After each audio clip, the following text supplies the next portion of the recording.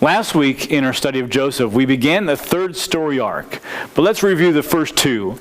The first story arc of Joseph, we get bits and pieces of his childhood and his birth in Genesis chapter 30 and 33. In his childhood when he was at the age of 7. And in those stories and those glimpses, bits and pieces about him, we learn that he is considered and written as to be the child of promise. Then we move to chapter 37, where Joseph is seen in the house of Jacob, where he is seen as be raised into a position of authority and honor there. And that coat was an outward symbol of that authority and position. But he was rejected out of jealousy from his brothers and sold into slavery.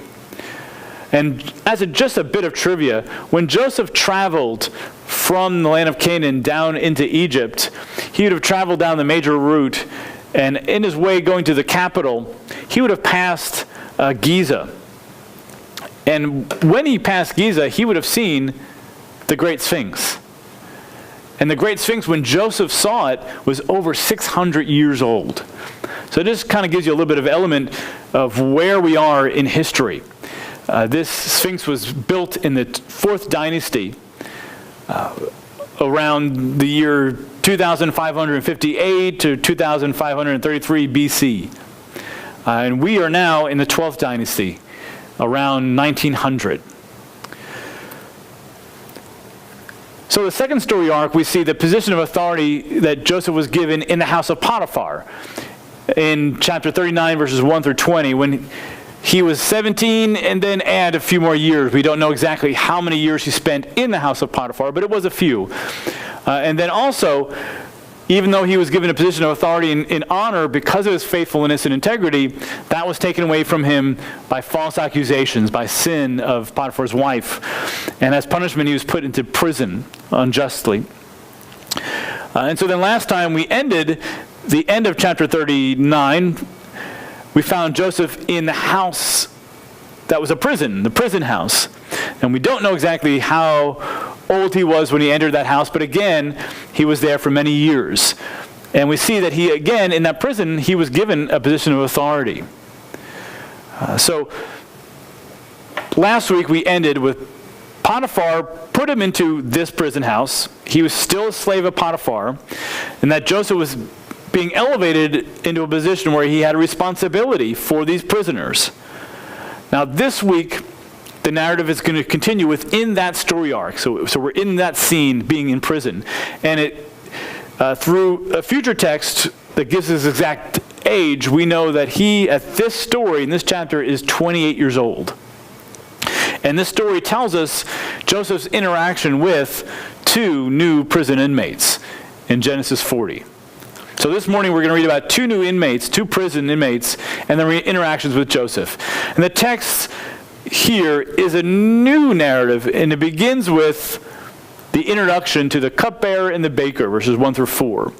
The text says, Then it came about after these things that the cupbearer and the baker of the king of Egypt offended their lord, the king of Egypt. And Pharaoh was furious with his 2 officials, the chief cupbearer and the chief baker. So he put them in confinement in the house of the captain of the bodyguard, in jail, the same place where Joseph was imprisoned.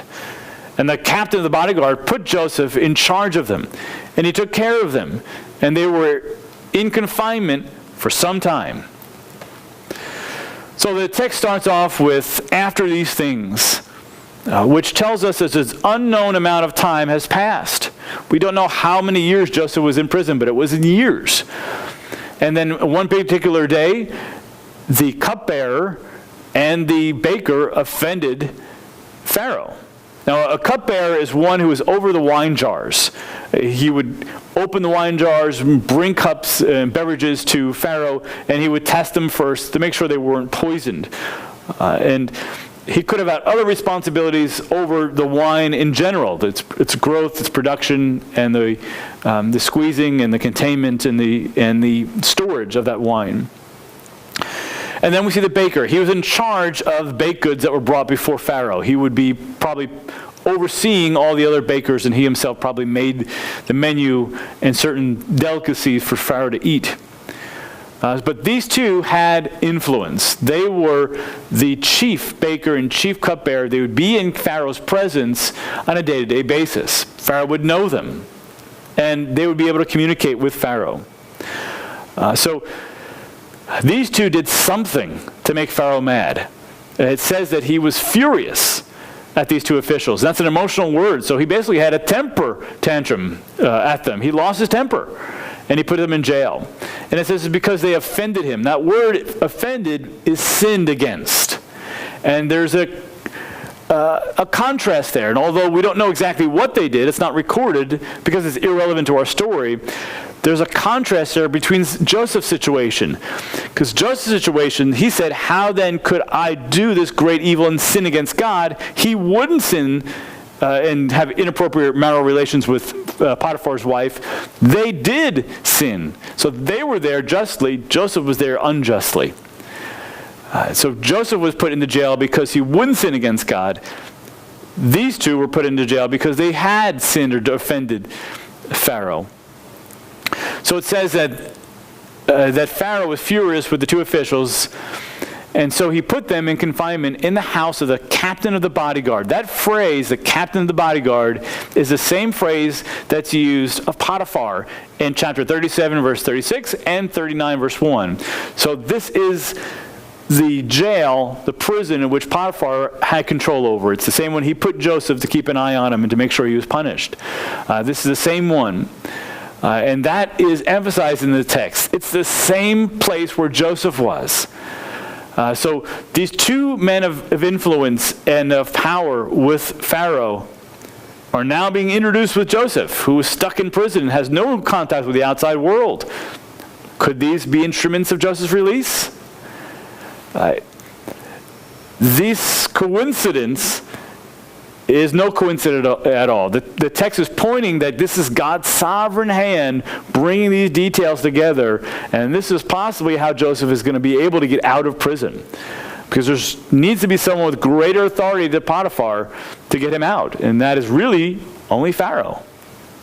So we know that Joseph is in charge of all things there under the chief jailer, because we read about that last week, where it said the chief jailer committed to Joseph's charge all the prisoners who were in the jail, so that whatever was done there, he was responsible for it.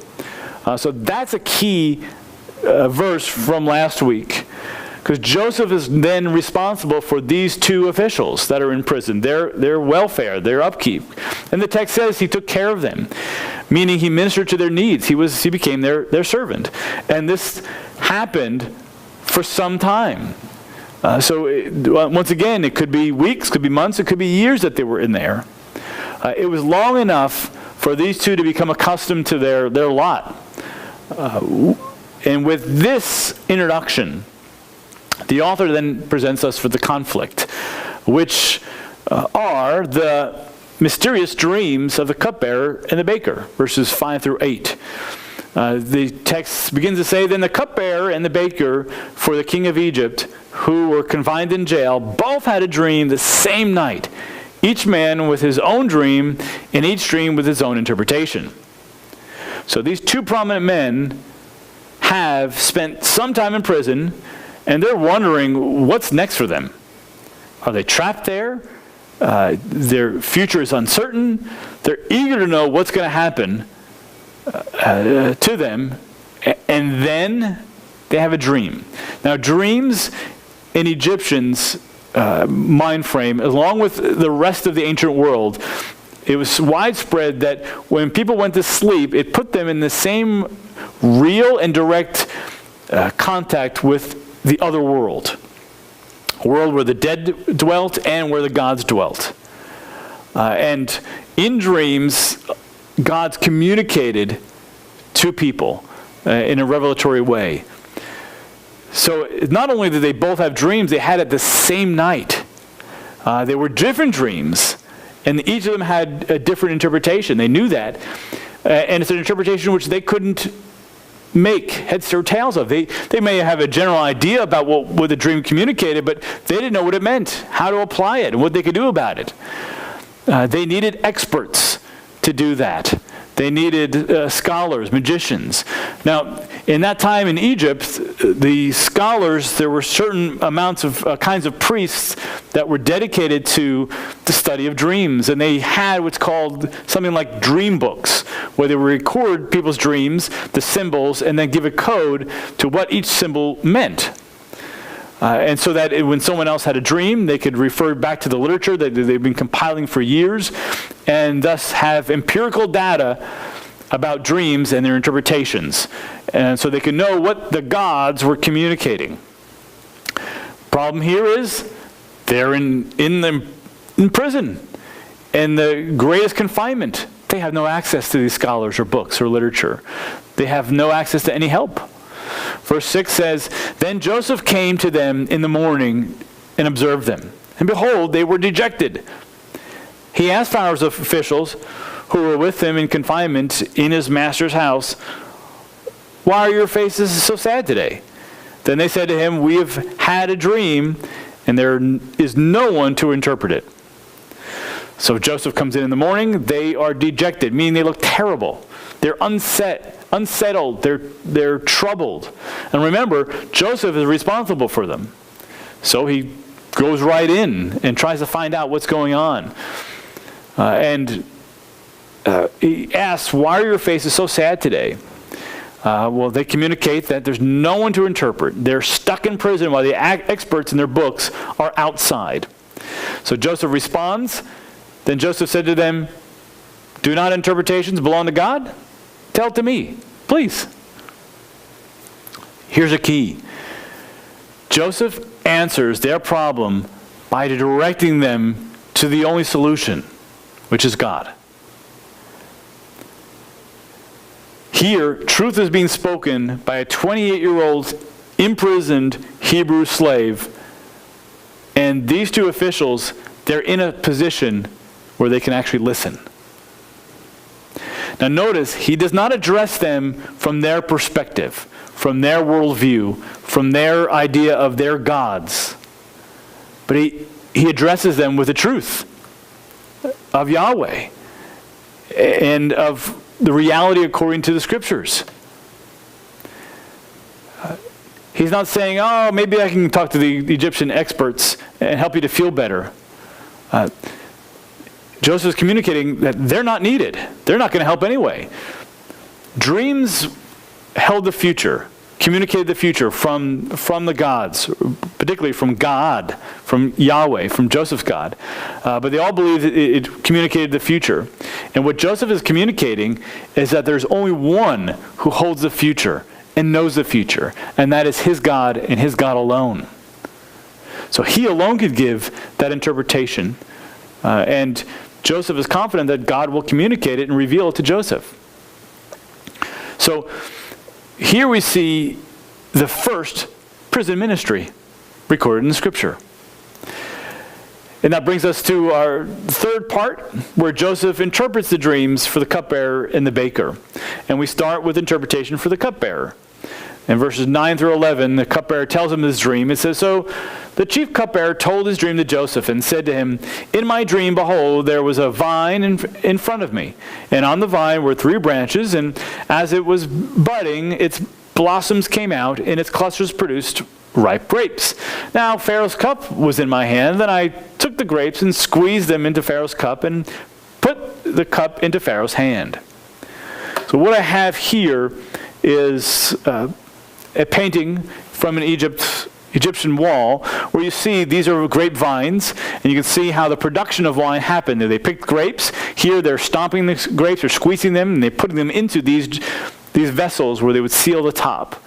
And what we see in his dream, it describes the process of making wine, which he would be familiar with.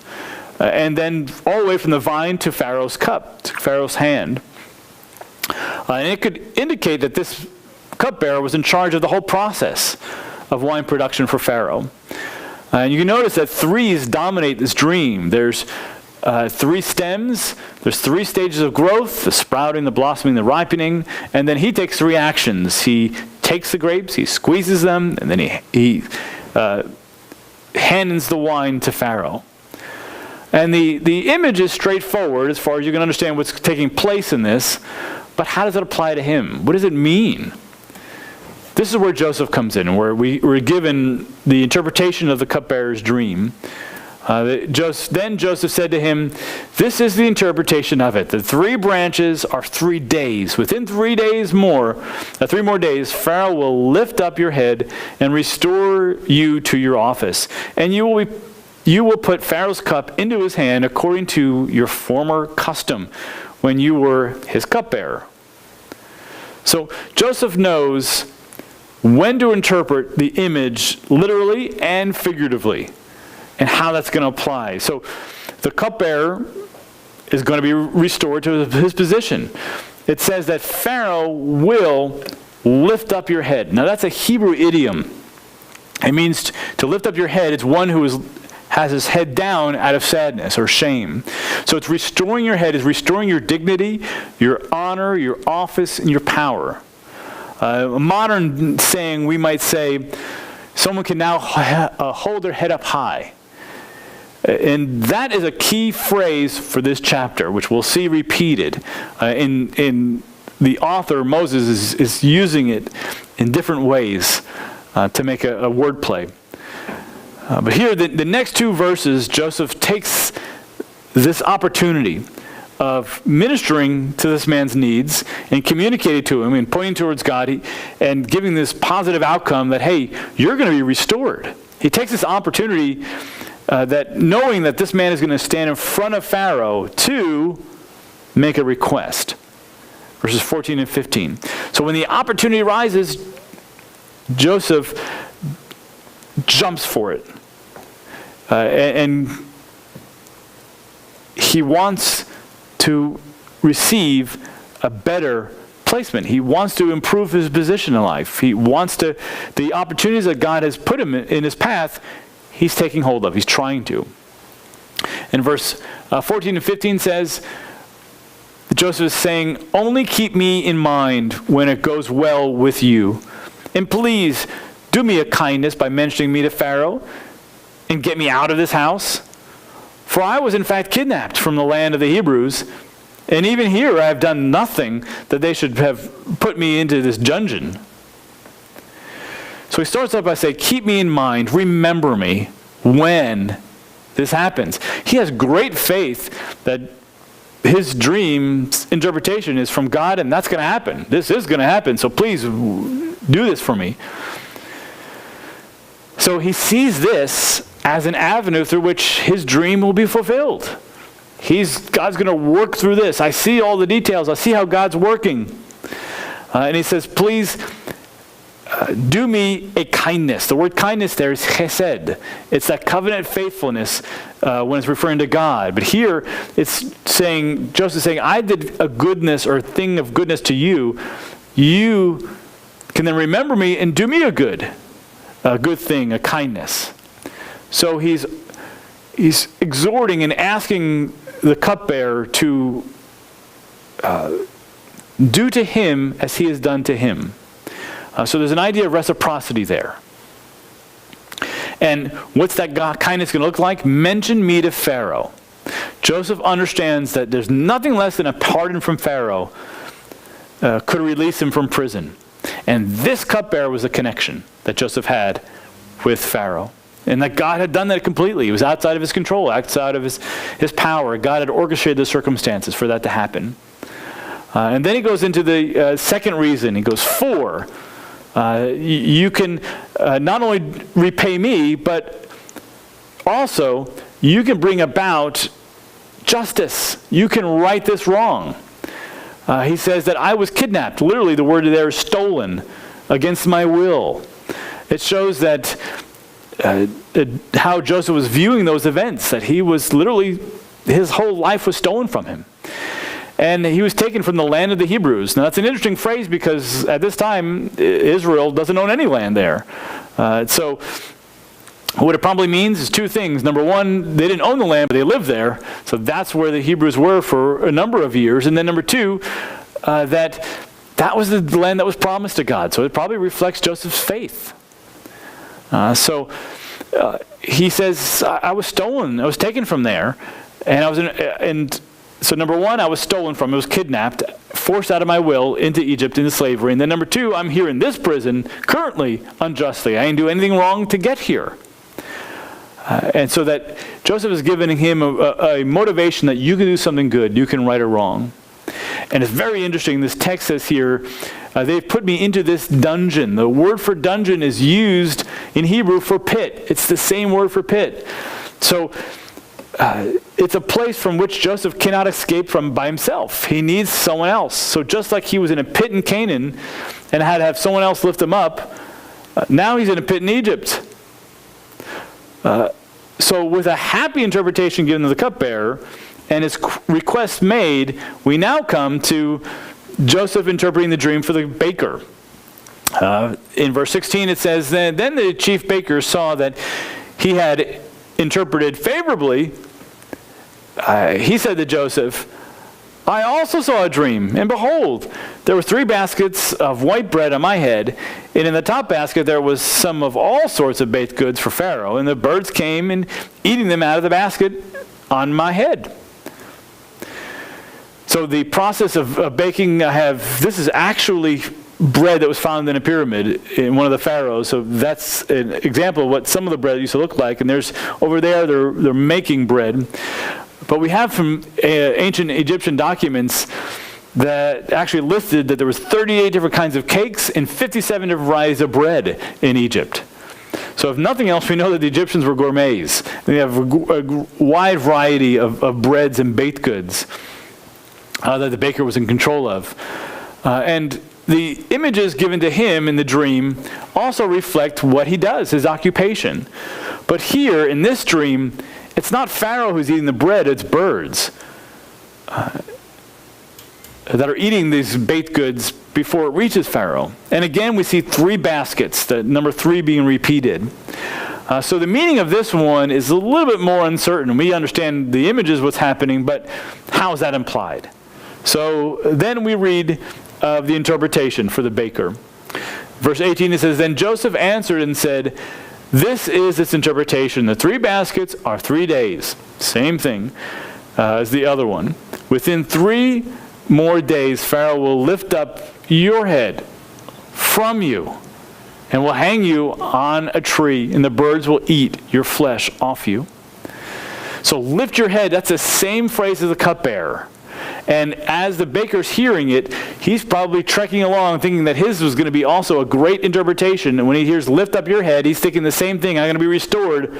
And then Joseph adds, from you, which would immediately drop his countenance. Because what that means is that his head is going to be decapitated, taken away from him, and then his body would be hanging from a tree. Now that could be literally hanging with ropes from a tree or impaled on a pole. Either way, that wasn't a good situation. And to impale someone on a pole or hang them from a tree is a great dishonor. It's a cursed death. It's a curse not to be buried.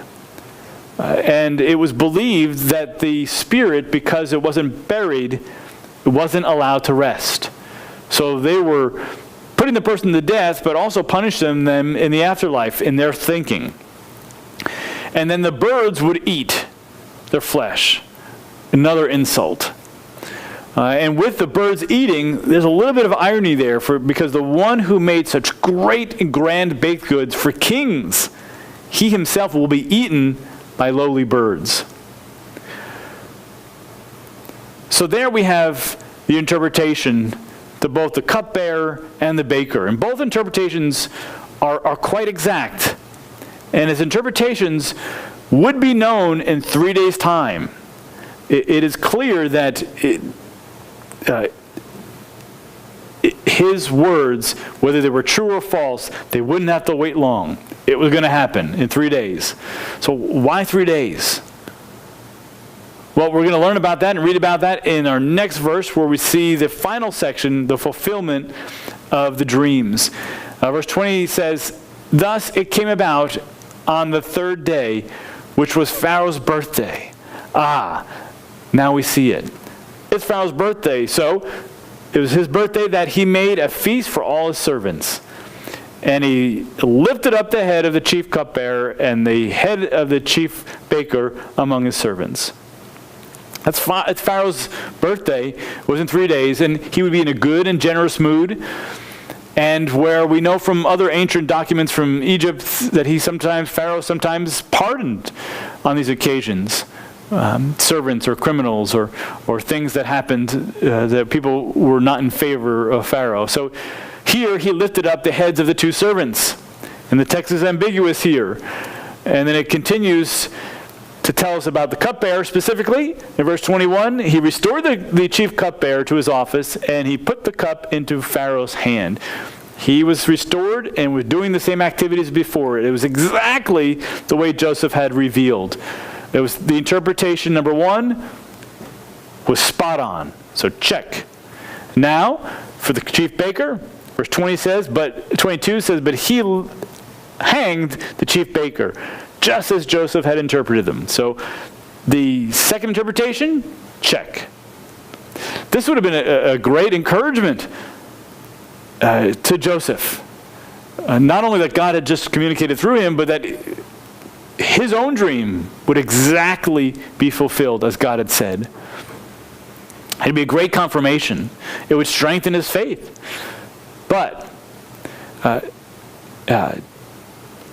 seeing that all of these details were brought about by God, Joseph would be waiting there anxiously, knowing that any day the cupbearer would communicate to Pharaoh, and hopefully Joseph would be out of a prison, and this is the way God was going to work. Verse 23, yet the chief cupbearer did not remember Joseph, but forgot him. So day after day, Joseph was expecting to hear something. And as he heard no word day after day, as the cupbearer remained silent, probably out of sight, out of mind, his confidence and his joy, his excitement would probably go down and down. And here we see that being emphasized. Here, he did not remember. That's used negatively, and that's the same word from verse 14 where Joseph asked him to remember. And then it's used positively. He forgot him. He didn't remember him. So what we have here is that Joseph's stuck in prison. He's stuck in that pit, in that dungeon. And no one is there to help him out. And in fact, next week, the first verse says, now it happened at the end of 2 full years that Pharaoh had a dream. And we know from the story that Joseph's going to be taking the Pharaoh there. But that's 2 more years. He would be down there in that prison, in that dungeon, for a full 2 more years. It would soon be realized by Joseph that he'd been forgotten by man. And the question would naturally come to him, was he forgotten by God? This was a test of Joseph's faith. And although through God's sovereign hand, Joseph was put in the situation to help the chief cupbearer and be in a position to receive his kindness, we see that things don't always happen the way we think it will. God doesn't always use the means that we can see, the plan that we see. We can't always determine God's future, his future will for our lives based on our circumstances. Joseph thought that God was going to move things along for his release, which he later does after 2 years, but it wasn't in Joseph's timing. It was in God's timing. Now, this is specifically important for the original audience of Genesis. Because if you think about it, Moses is writing to Israel, who were former slaves. Now they're out in the wilderness. They don't have a land or a country, but yet God had given them promises. And it's been multiple years. They could see the story of Joseph and see that Joseph had a covenant relationship with God, and that it was in God's timing and in God's plans and purposes that he would fulfill those promises. And it would give them greater encouragement, just as it gives us greater encouragement, that it's in God's hands. He's in control of his circumstances. Our job, just like Joseph, is to be faithful. So, at the end of this chapter, we see the third story arc has an additional story arc within it. It is the dreams, interpretation of the dreams, but then Joseph is at the bottom again because he's forgotten. So, what's going on here? How do we interpret what's going on with Joseph? I want to return to verse 8, because Joseph's words that he spoke were actually louder than his immediate context. In verse 8 it says, "And Joseph said to them, 'Do not interpretations belong to God?'" The word for interpretations there is understanding. Does not an understanding of your dreams, and also by implication my dreams, doesn't those interpretations belong to God? Aren't they in God's control, in his hand? The answer is yes. So what's going on? What's the answer to why Joseph is still going through this? It's God has the answers. Just as God was the solution to their problems, God is the solution for Joseph's problems, Joseph's situation. And here we come to the end of chapter 40. So let's move to two applications. Number one, God's sovereign hand places the chief cupbearer and chief baker in the same prison where Joseph was in charge of the inmates. God also gave these unbelievers dreams concerning the future in order for Joseph to interact with them and point them to God. God brings about the circumstances of life as part of his greater plan to the praise of his glory. Number two, when the two officials were disturbed over their dreams and their lack of access to their interpretations, Joseph addressed their problems by directing them to their only solution, his God, who knows and holds the future. In our conversations with a hurting world, we must also direct them to the only solution, our God. And may we make the most of the opportunities of life that God orchestrates.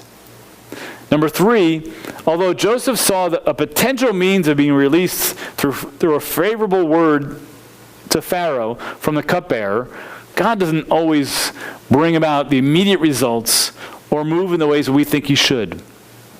Even so, we can trust that his timing is perfect and his promises are true. Truly, interpretations belong to God. And then number four, as Joseph's interpretations came true exactly as they were revealed, this would have strengthened his faith. However, being forgotten by the cupbearer would be a test of his faith in God's promise to him. Although the cupbearer forgot Joseph, God has not. We may be let down by humanity, but God is always faithful and does not forget us. And that concludes our story of the two new prison inmates in the life of Joseph.